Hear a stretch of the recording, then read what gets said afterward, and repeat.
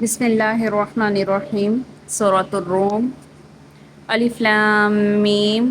غلبت الروم، غلبت مغلوب ہو گئے روم، رومی اہل روم مغلوب ہو گئے، فی ادنی الارض بہت نزدیک زمین کے بیچ، زمین کے یا ملک کے نزدیک میں، وہم اور وہ من بعد بعد غلبہم مغلوب ہونے پر، سیغلبون جلد ہی غالب آ جائیں گے۔ نزدیک کے ملک میں وہ مغلوب ہونے کے بعد عنقریب غالب آ جائیں گے، فی بضع سنین کئی ایک برس، کئی چند ہی سال میں۔ للہ اللہ کے لیے ہے امر حکم، من قبل سب سے پہلے، ومن بعد اور سب سے پیچھے، ویومئذ اور اس دن، یفرح المؤمنون خوش ہوں گے مسلمان، بنصر اللہ اللہ کی مدد کے ساتھ، ینصر من یشاء وہ مدد کرتا ہے جس کی وہ چاہتا ہے، وہو العزیز الرحیم اور وہی ہے غالب مہربان۔ وعد اللہ اللہ کا وعدہ، لا یخلف اللہ نہیں وعدہ خلافی کرتا، وعدہ اپنے وعدے سے، ولیکن اور لیکن، اکثر الناس اکثر لوگ، لا یعلمون علم نہیں رکھتے۔ تو اس میں پورا ایک بیک گراؤنڈ ہے جس میں ذکر یوں ہے کہ جی اس کے شان نزول میں یہ روایات ہیں کہ فارس اور روم کے درمیان جنگ ہونے کی صورت بن گئی تھی۔ اہل فارس جن کا بادشاہ کسریٰ تھا، یہ لوگ مشرک تھے، اور رومیوں کا بادشاہ قیصر تھا، یہ لوگ اہل کتاب تھے۔ تو اہل اسلام کی خواہش تھی کہ روم والے فارس پر غالب آ جائیں، کیونکہ اہل روم اہل کتاب تھے، مشرکین کی خواہش تھی کہ فارس والے اہل روم پر غالب آ جائیں، کیونکہ وہ اہل مشرک تھے اور قریش مکہ کے ہم مذہب بھی تھے۔ تو کسریٰ نے بھی اپنا لشکر بھیجا اور قیصر نے بھی۔ تو مقام ہے ازریعات اور بصرہ، اس پر دونوں لشکروں کی مٹ بھیڑ ہو گئی، آمنے سامنے ہو گئے، جنگ ہوئی۔ یہ شام کا علاقہ ہے جو سرزمین عرب سے قریب ہے، جس میں مسلمان رہتے تھے۔ تو جنگ کے نتیجے میں اہل فارس رومیوں پر غالب آ گئے۔ جب یہ خبر پھیلی تو مسلمانوں کو رنج ہوا، اور کفار مکہ نہ صرف یہ کہ وہ خوش ہوئے، بلکہ انہوں نے مسلمانوں سے یہ بھی کہا کہ تم اہل کتاب ہو، اور نصارہ بھی یعنی رومی بھی اہل کتاب ہیں، اور ہمارے بھائی یعنی اہل فارس اور تمہارے رومی بھائیوں پر جو غالب آ گئے ہیں، اس سے معلوم یہ ہوتا ہے کہ اگر تم مسلمانوں نے ہم سے یعنی اہل مکہ مشرک لوگوں سے جنگ کی تو ہم بھی تم پر غالب آ جائیں گے۔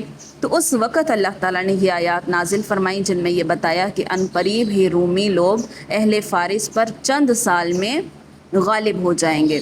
تو اب پیشن گوئی کے متعلق فرمایا جاتا ہے کہ جو بضع سنین لفظ ہے، اس میں جو بضع ہے عربی زبان میں 3 سے لے کر 9 تک کے عدد کے لیے بولا جاتا ہے۔ فی بضع سنین، بضعی یہ جو لفظ ہے یہ عربی زبان میں 3 سے لے کر 9 تک کے عدد کے لیے بولا جاتا ہے۔ تو اللہ جل شانہ نے بتا دیا کہ جس دن اہل روم اہل فارس پر غالب ہوں گے، اس دن اہل ایمان خوش ہوں گے۔ یومئذ یفرح المؤمنون اس دن مومن خوش ہو جائیں گے جب کیا ہوگا، اہل روم اہل فارس پر غالب ہوں گے۔ تو اب یہ آیات نازل ہوئیں تو حضرت ابوبکر صدیق نے کفار مکہ سے کہا، تم آج اس بات پر خوش ہو رہے ہو کہ تمہارے ہم مذہب غلبہ پا گئے، تم خوشی نہ مناؤ، اللہ کی قسم ہم فارس پر غالب ہوں گے، جیسا کہ ہمارے نبی صلی اللہ علیہ وآلہ وسلم نے ہمیں خبر دی ہے۔ جب یہ وحی اتری تو رسول اللہ صلی اللہ علیہ وسلم نے صحابہ کو بتائی، تو انہوں نے خوشی کے مارے جا کر حضرت ابوبکر صدیق نے کفار مکہ سے کہا کہ ہم مذہب غلبہ پا گئے، تم خوشی نہ مناؤ، اللہ کی قسم ہم فارس پر غالب ہوں گے، جیسا کہ نبی صلی اللہ علیہ وآلہ وسلم نے ہمیں خبر دی ہے۔ اس پر ابی بن خلف اس نے کہا تم جھوٹ کہتے ہو۔ تو حضرت ابوبکر کے جواب نے حضرت ابوبکر صدیق رضی اللہ عنہ نے جواب میں فرمایا، اے اللہ کے دشمن، چل تو مشارطہ یعنی شرط رکھ لے، ہم اور تم اپنے درمیان ایک میعاد مقرر کر لیتے ہیں اور 10 اونٹ لینے دینے کی ذمہ داری قبول کر لیتے ہیں۔ اگر اس مدت میں رومی فارس پر غالب آ گئے تو تم مجھے 10 اونٹ دو گے، اور اگر اہل فارس غالب آ گئے تو میں 10 اونٹ دوں گا۔ آپس میں اس کا معاہدہ کر لیا گیا اور 3 سال کی مدت مقرر کر لی گئی۔ تو حضرت ابوبکر صدیق رضی اللہ صلی اللہ علیہ وسلم کی خدمت میں حاضر ہوئے اور جو معاملہ اور معاہدہ کیا تھا وہ ان کی خدمت میں پیش کر دیا۔ تو رسول اللہ صلی اللہ علیہ وسلم نے ارشاد فرمایا اللہ نے تو بضع سنین فرمایا ہے جس میں 3 سے لے کر 9 سال کے درمیان رومیوں کے غالب ہونے کی خبر دی ہے، تو لہٰذا تم اب ایسا کرو کہ مدت بڑھا لو اور آپس میں جو لین دین طے کی ہے اس میں بھی کچھ اضافہ کر لو۔ تو حضرت ابوبکر صدیق نے حضرت ابی بن خلف سے ملاقات کی تو ابی نے دیکھتے ہی کہا تم نے جو شرط باندھی ہے اس پر نادم ہو رہے ہو۔ تو حضرت ابوبکر صدیق نے فرمایا میں نادم نہیں ہوں، اپنی بات پر قائم ہوں، بلکہ مجھے مدت اور اونٹوں کی تعداد میں اضافہ کرنا ہے۔ اور اس کے مدت جو مقررہ کو ہم نے آپس میں طے کیا تھا اس کو 9 سال کر دیا گیا، اور بجائے 10 اونٹ کے ہر جانب سے 10 کی بجائے 100 اونٹ دینے کی بات طے ہو گئی۔ تو بعض حضرات نے فرمایا کہ 7 سال کے اندر ہار جیت ہونے پر معاہدہ طے ہوا تھا، معاملہ طے ہوا تھا۔ تو ابی بن خلف کو یہ خوف ہوا کہیں ابو بکر مکہ معظمہ سے باہر ہی نہ چلیں جائیں۔ وہ ان سے کہنے لگے مجھے تم کوئی ضامن دے دو جو تمہاری ضمانت دے، اگر شرط میں تم ہارے تو میں تمہارے ضامن سے مقررہ تعداد میں اونٹ لے لوں گا۔ تو اس پر حضرت ابوبکر صدیق نے اپنے بیٹے عبداللہ بن بکر کو ضامن بنا دیا، عبداللہ بن ابی بکر کو ضامن بنا دیا۔ تو اب کچھ عرصے بعد حضرت ابوبکر صدیق ہجرت کر کے مدینہ طیبہ جو ہے وہ تشریف لے آئے۔ اس کے بعد ابی بن خلف کو بھی مکہ معظمہ سے نکلنے کی شرط پیش آئی، وہ قریش مکہ کے ساتھ جنگ احد کے موقع پر روانہ ہونا چاہتا تھا۔ تو اس پر عبداللہ بن ابی بکر نے اس سے کہا کہ مجھے اب ضمانت دے دے، اگر تو ہار گیا تو میں تیرے ضامن سے 100 اونٹ لے لوں گا۔ تو اس نے ایک شخص کو ضامن بنا دیا۔ اس کے بعد یہ ہوا کہ واقعہ حدیبیہ کے پہلے سال اہل روم اہل فارس پر غالب آ گئے، جبکہ مشارطہ اور معاہدہ کو 6 سال گزر گئے تھے اور 7واں سال شروع ہو چکا تھا۔ تو ابی بن خلف زندہ نہیں تھا، اس سے پہلے ہی وہ قتل ہو چکا تھا۔ تو رومیوں نے اہل فارس پر غلبہ پایا تو اس سے ابو بکر صدیق کی اس سے کیا ہو گئی، ابو بکر صدیق کی جیت ہو گئی، اور ابی بن خلف کے وارثوں سے 100 اونٹ وصول کر لیے گئے۔ تو حضرت ابو بکر صدیق یہ مال لے کر رسول اللہ صلی اللہ علیہ وسلم کی خدمت میں حاضر ہوئے تو رسول اللہ صلی اللہ علیہ وسلم نے فرمایا اس مال کو صدقہ کر دو، کیونکہ یہ جو شرطیں لگی تھیں یہ مشارطہ، یہ قمار تھا، یعنی یہ جوا تھا، تو اس لیے رسول اللہ صلی اللہ علیہ وسلم نے ان کو صدقہ کرنے کا حکم فرما دیا۔ جس وقت معاہدہ کیا تھا اس وقت قمار یعنی جو جوا ہے وہ منع نہیں تھا، جب مال موصول ہوا اس وقت اس کی حرمت نازل ہو چکی تھی۔ تو یہ وجہ صدقہ جو تھی، یہ وجہ صدقہ کا حکم فرمانے کی سمجھ میں تو آتی ہے۔ یہ بھی ممکن ہو سکتا ہے کہ اس وقت حرمت نہ نازل ہوئی ہو اور یوں ہی مسلمانوں کی عام ضروریات میں خرچ کرنے کا حکم دیا ہو۔ تو بعض روایات میں یہ دونوں لفظ جو ہیں یہ وارد ہوئے ہیں۔ اس طرح آگے دیکھیے وللہ اور اللہ ہی کے لیے ہے۔ ایک منٹ، یہاں ہم نے پڑھا للہ الامر من قبل ومن بعد یومئذ یفرح المؤمنون، جس دن رومی اہل فارس پر غالب ہوں گے مومن بندے اللہ کی مدد سے خوش ہوں گے۔ مومنین کی خوشی ایک تو اس اعتبار سے ہوگی کہ انہوں نے کفار مکہ کو جو بتایا تھا کہ ان قریب اہل روم اہل فارس پر غالب ہوں گے، اس بات کی سچائی سب کے سامنے آ جائے گی، اور یوں بھی خوشی ہوگی کہ انہی دنوں میں بدر کا واقعہ پیش آئے گا، خوشی کے اسباب جمع ہو جائیں گے۔ تو لفظ بنصر اللہ کا تعلق ان دونوں باتوں سے ہو سکتا ہے، ایک روم اور فارس کی جنگ اور دوسرا غزوہ بدر میں جیت، کیونکہ ان سب میں اللہ کی مدد ہوئی تھی۔ تو ینصر من یشاء، وہ جس کی چاہے مدد کرے، جسے چاہے غالب کرے، جسے چاہے مغلوب کرے۔ اس میں مسلمانوں کی آئندہ مدد ہونے کی طرف بھی اشارہ ہو گیا۔ تو بعد میں اللہ کی طرف سے برابر مدد ہوتی رہی تھی۔ وَهُوَ الْعَزِيزُ الرَّحِيمُ، وہ رحم فرمانے والا ہے، جسے چاہے غلبہ دے دے، جس پر چاہے رحم فرما دے، کوئی اسے روکنے والا نہیں۔ وَعَدَ اللَّهُ، اللہ نے وعدہ فرمایا، لَا يُخْلِفُ اللَّهُ وَعْدَ، اللہ اس کے وعدے کے خلاف بالکل بھی نہیں کرتا۔ وَلَٰكِنَّ أَكْثَرَ النَّاسِ لَا يَعْلَمُونَ، اور لیکن اکثر لوگ نہیں جانتے، نہ ان کو اللہ کے قادر اور مطلق ہونے کا علم ہے اور نہ اللہ کے وعدوں پر انہیں یقین ہے، محض ظاہری اسباب کو دیکھتے ہیں، خالق کائنات کی صفات، قدرت، عزت، رحمت اور وعدے کی سچائی کو وہ نہیں جانتے۔ یعلمون، وہ جانتے ہیں، ظاہراً ظاہر کو، من الحیات دنیا، دنیا کی زندگی سے، وہم اور وہ عن الآخرت آخرت کے یا آخرت سے، ہم غافلون وہی کون ہیں، وہ غافل ہیں۔ اولم کیا نہیں یتفکروا تفکر کیا، غور و فکر کیا انہوں نے، فی انفسہم اپنے دل میں غور نہیں کیا، ما خلق اللہ نہیں پیدا کیا اللہ نے السماوات والارض آسمانوں اور زمینوں کو، وما بینہما اور جو ان کے درمیان ہے، الا بالحق مگر حق کے ساتھ، واجل مسمى اور ایک مقررہ وقت کے لیے انہیں پیدا کیا ہے، وان اور بے شک کثیرن بہت سے من الناس لوگوں میں سے بلقاء ملاقات کرنے کے ربہم اپنے رب سے لکافرون منکر ہیں، اپنے رب سے ملنے کے وہ قائل ہی نہیں ہیں، ملاقات کا انکار کرنے والے ہیں۔ اولم کیا نہیں یسیروا سیر کی انہوں نے فی الارض زمین میں، فینظروا تو وہ دیکھیں کیف کان عاقبہ کیسا ہوا عاقبہ انجام، الذین ان لوگوں کا، من قبلہم جو ان سے پہلے تھے۔ کیا انہوں نے ملک میں سیر نہیں کی؟ سیر کرتے تو دیکھ لیتے جو لوگ ان سے پہلے تھے ان کا کیا انجام ہوا۔ کانوا وہ تھے اشد منہم ان سے زیادہ قوت میں تھے، وآثار الارض اور پھاڑا تھا انہوں نے زمین کو جوتا تھا، وعمروہا اور آباد کیا تھا اس کو، واکثر مما اور اس میں سے اکثر عمروہا آباد کیا انہوں نے اسے، وجاءتہم اور آئے تھے ان کے پاس رسلہم ان کے پیغمبر بالبینات واضح نشانیاں لے کر، فما کان اللہ اور نہیں تھا اللہ لیظلمہم کہ وہ ظلم کرے ان پر، ولیکن اور لیکن کانوا وہ تھے انفسہم اپنی جانوں پر، یظلمون وہی اپنی جانوں پر ظلم کرتے تھے۔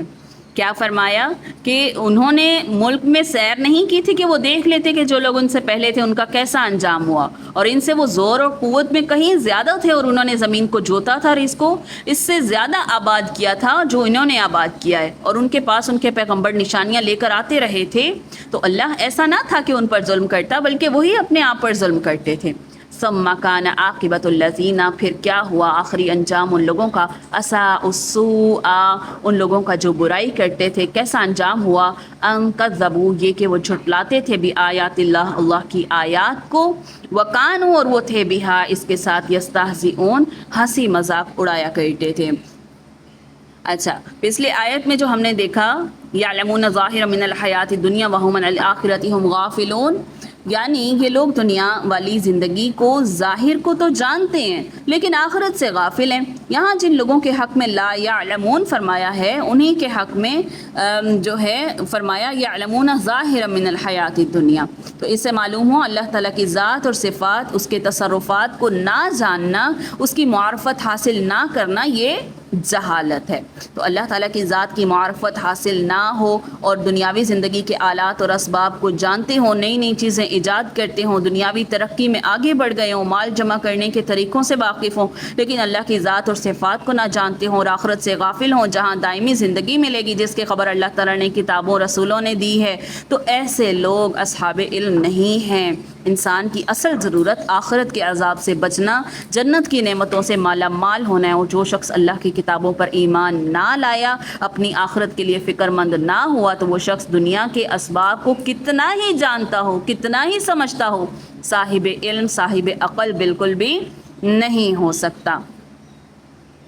اس کے بعد اللہ تعالیٰ نے کیا فرمایا، اولم یتفکروا فی انفسہم ما خلق اللہ السماوات والارض وما بینہما الا بالحق واجل مسمى وان کثیرا من الناس بلقاء ربہم لکافرون، یعنی آسمانوں اور زمینوں کے پیدا فرمانے میں ضرور نشانیاں ہیں عقل والوں کے لیے جو اللہ کو یاد کرتے ہیں، کھڑے ہو کر، بیٹھ کر، لیٹے آسمانوں زمینوں کے بارے میں غور و فکر کرتے ہیں۔ تو اب اس آیت کریمہ میں ان لوگوں کو عقل والا فرمایا جو اللہ کی یاد میں لگے رہتے ہیں، زمینوں آسمان کی تخلیق کے بارے میں غور و فکر کرتے ہیں، یعنی ان کے وجود کو دیکھ کر خالق تعالیٰ کی ذات اور صفات کی معرفت حاصل کرتے ہیں۔ اور جو لوگ دنیا پر ہی دل دیے ہوتے ہیں، چاہے وہ کیسی ہی مشینیں ایجاد کرتے ہوں، دنیا کی ترقی دینے میں کتنے ہی مشہور کیوں نہ ہو گئے ہوں، حقیقی صاحب عقل نہیں ہو سکتے۔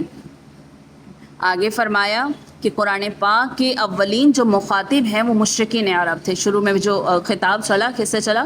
مشرکین عرب سے۔ تو ان آیات میں ان کو ان کے بعد آنے والی پوری دنیا جہاں کے انسانوں کو غور و فکر کی دعوت دی جا رہی ہے۔ اولم یتفکروا کیا وہ غور و فکر نہیں کرتے؟ کن سے کہا؟ سب سے کہا جا رہا ہے. شروع میں خطاب کیا اور مشرکین عرب سے، لیکن اس کے بعد اب پوری دنیا، پورے جہاں کے انسانوں کو غور و فکر کی دعوت ہے. اول تو یہ فرمایا کہ ان لوگوں کو اپنے نفسوں میں یہ سوچنا چاہیے کہ جو زمین و آسمان اللہ نے پیدا فرمائے ہیں، ان کے درمیان جو کائنات ہے، جو اس کو وجود بخشا ہے، یہ سب یوں ہی نہیں ہے. اللہ نے ان کو حق کے ساتھ پیدا فرمایا، پھر ان کے ساتھ فرمانے اور ان کے پیدا فرمانے میں بڑی حکمتیں ہیں، اور بات یہی ہے کہ ان کے ایک معینہ مدت تک کے لیے ان کو ایک وجود بخشا گیا ہے. تو یہ سب چیزیں خالق و مالک کے پہچاننے کے لیے ہیں. اس وجود کی بقا کے لیے ایک مدت متعین ہے. جب قیامت آئے گی، آسمان پھٹ جائے گا، زمین پھیلا دی جائے گی، جو کچھ اس کے اندر ہے اسے باہر نکال پھینکے گی، اور پہاڑ روئی کے گالوں کی طرح اڑتے پھریں گے. زندہ لوگ ہیں وہ مر جائیں گے، پھر اللہ تعالیٰ کے حضور پیشی ہوگی، اعمال کی جزا سزا ہوگی. تو پھر ہر انسان جان لے گا کہ اس نے کیا بویا اور کیا کاٹا. اس کے بعد فرمایا اولم يسيروا في الارض فينظروا كيف كان عاقبة الذين من قبلهم كانوا اشد منهم قوة واثروا الارض وعمروها اكثر مما عمروها. اچھا جی، اس میں فرمایا کیا ان لوگوں نے زمین میں چل کر نہیں دیکھا کہ پرانے لوگوں کے احوال سے عبرت حاصل کرتے؟ ان سے پہلے جو لوگ تھے وہ ان سے زیادہ قوت والے تھے. انہوں نے زمین کو جوتا، بیج ڈالا، بیج بویا، اس کی پیداوار کو اپنے تصرف میں لائے. کھیتی باڑی کے علاوہ بھی انہوں نے زمین کو آباد کیا، اپنے مکانات بنائے، قلعے تعمیر کیے، باغات لگائے، نہریں جاری کی، بہت کچھ کیا، لیکن وہ سب کچھ چھوڑ کر چلے گئے. تو اللہ تعالیٰ نے اپنے رسول بھیجے جو ان کے پاس دعوت حق لے کر آئے، لیکن ان لوگوں نے نہیں مانا. تو بالآخر کیا ہوا؟ فنا کے گھاٹ میں اتر گئے. ان کے قلعوں، محلات کو کھنڈرات ابھی تک دنیا میں جو کہ موجود ہیں، دیکھنے والے انہی دیکھ کر جو ہیں عبرت پکڑتے ہیں. تو اللہ تعالیٰ نے جو ان کو ہلاک فرمایا، اس کا سبب ان کا ظلم تھا. وہ اپنی جانوں پر ظلم کرتے تھے، انہوں نے اپنے خالق کو نہیں مانا، اس کے رسولوں کو جھٹلایا، معجزات سامنے آنے پر بھی برابر کفر پر اڑے رہے. تو ان کے اعمال ہی ان کی بربادی کا سبب بنے. پھر فرمایا ثم کان عاقبۃ الذین، پھر دنیاوی ہلاکت کے بعد، موت کے بعد بھی برے کاموں میں لگنے والوں کا برا ہی انجام ہوگا. کیونکہ ان لوگوں نے نہ صرف اللہ تعالیٰ کی آیات کو جھٹلایا بلکہ آخرت کا انکار بھی کیا. ان کے اعمال ان کے موت کے بعد ہی عذاب میں مبتلا ہونے کا سبب بن جائیں گے.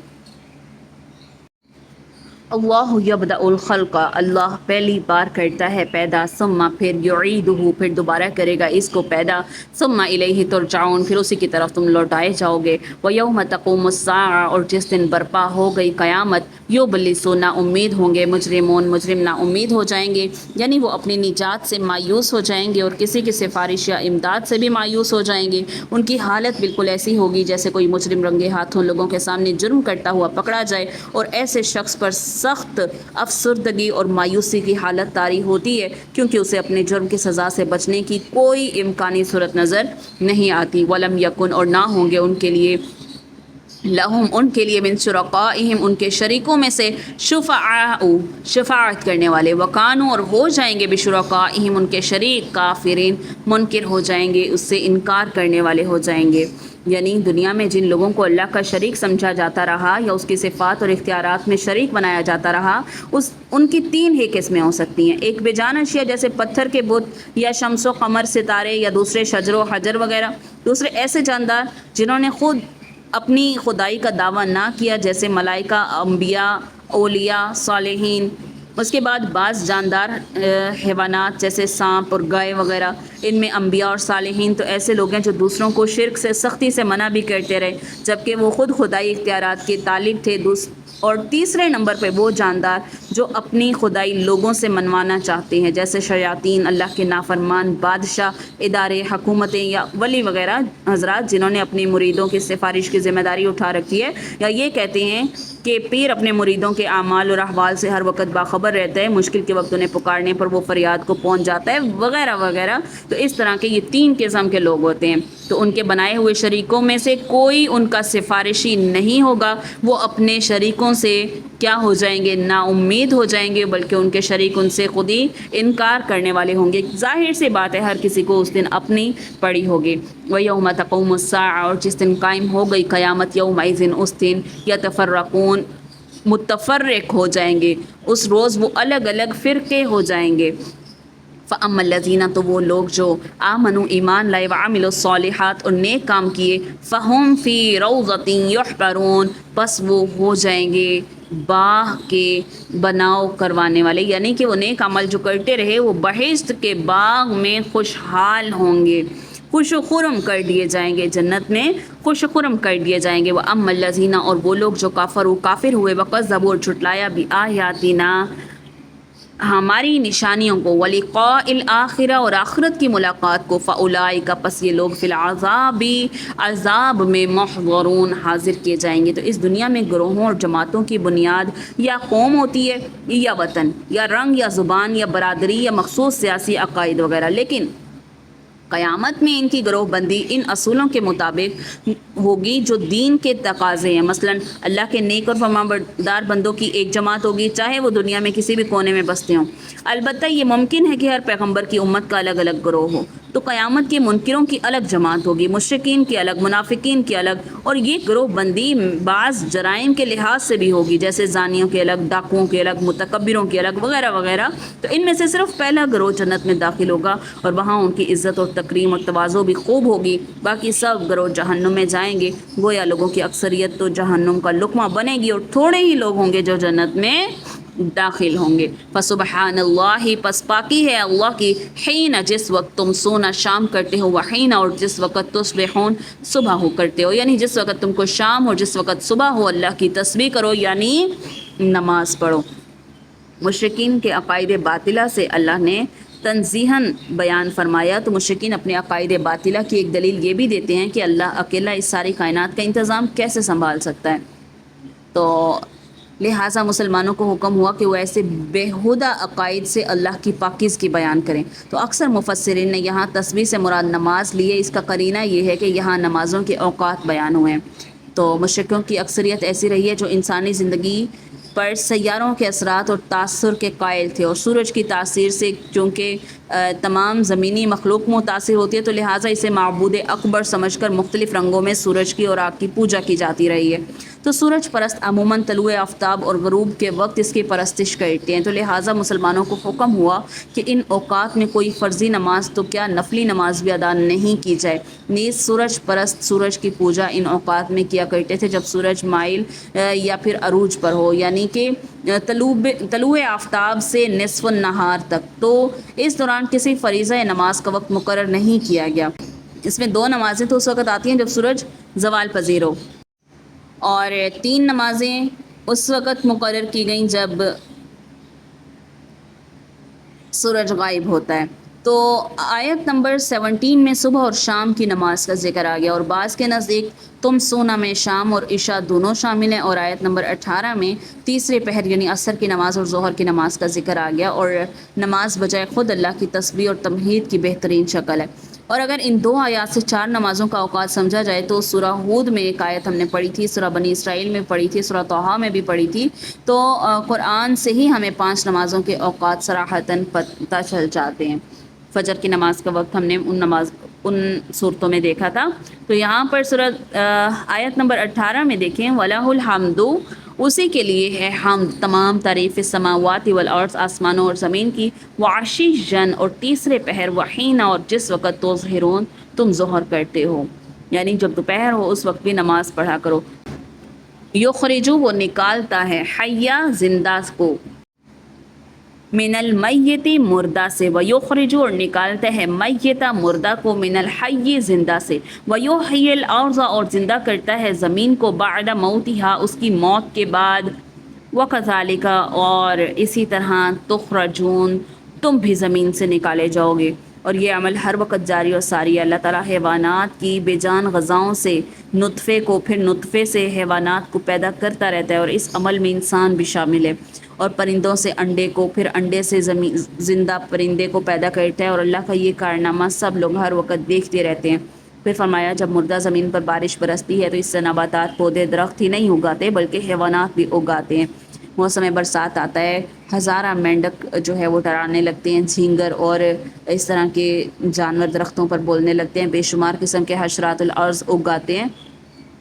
کا پہلے نام و نشان تک نہ تھا۔ تو سوچنے کی بات ہے کہ جاندار مخلوق آخر کیسے اور کہاں سے وجود میں آ گئی۔ تو جیسے یہ وجود میں آ سکتی ہے، خواہ تمہیں اس کی سمجھ آئے نہ آئے، ویسے ہی جب سور میں پھونکا جائے گا تو تم بھی زمین سے ایسے ہی پیدا ہو جاؤ گے جیسے ان جانوروں کو پیدا ہوتے دیکھتے ہو۔ تو اللہ تعالیٰ نے قرآن میں بے شمار مقامات پر بعث بعد الموت پر، بارش کے پانی سے نباتات کے اگانے کی اس طرح کی مثال کو بطور دلیل پیش فرمایا ہے۔